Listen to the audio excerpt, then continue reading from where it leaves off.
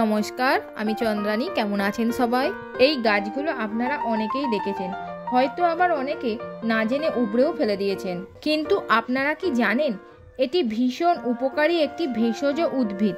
এর নাম নাকফুল। একে অনেকে বনগাঁদাও বলে। এর বিজ্ঞানসম্মত নাম অ্যাকমিলা ওলরেসিয়া। এই গুল্ম জাতীয় উদ্ভিদটি অ্যাস্ট্রোডেসিয়া পরিবারের অন্তর্ভুক্ত। সাধারণত দক্ষিণ এশিয়ায়, বিশেষ করে Bharat, Bangladesh, Laos, Cambodia, Myanmar ও চীনে এই গাছটি দেখতে পাওয়া যায়। এর মূল, পাতা ও ফুল ভীষণ ভেষজ গুণ সমৃদ্ধ।